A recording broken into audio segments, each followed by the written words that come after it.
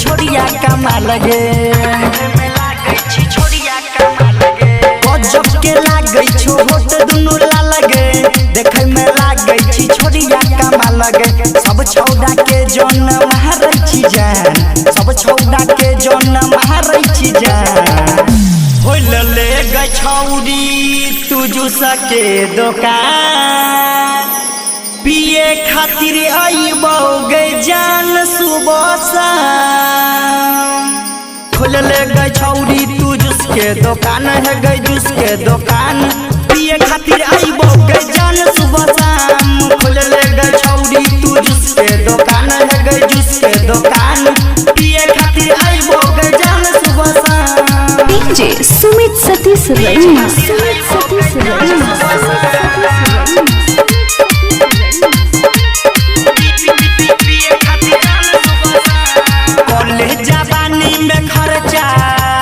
सगरो चलतो तोरे चर्चा गे ऐसे के जिंदगी बीते बही खूबे तू पैसा कमे बही कॉलेज जवानी में खर्चा गे सगरो चलतो तोरे चर्चा गे ऐसे के जिंदगी बीते बही रुपया तू खूबे कमे बही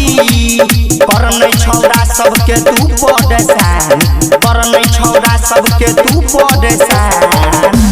होल ले गई छौड़ी तू जूस के दुकान पिए खातिर आइबो गई जान सुबह शाम होल ले गई छौड़ी तू जूस के दुकान है गई जूस के दुकान पिए खातिर आइबो गई जान सुबह शाम होल ले गई छौड़ी तू जूस के दुकान है गई जूस के दुकान पिए खातिर आइबो गई जान सुबह शाम डीजे सुमित सतीश रैना अभी आप सुन रहे हैं अनु रिकॉर्डिंग स्टूडियो के शानदार प्रस्तुति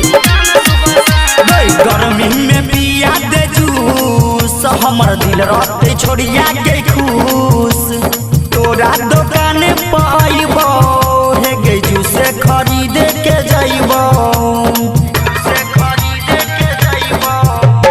गर्मी में पिया दे जूस हे गई हमर दिल रहते खुश तोरा दुकान पाइबो हे गई जूस खरीद के जाइबो हे गई पायलट दीवाना के कर नहीं माना हे गई शंभू जी के तू कर नहीं माना होल ले गई छौड़ी तू जूस के दुकान पिए खातिर आइबो गई जान सुबह शाम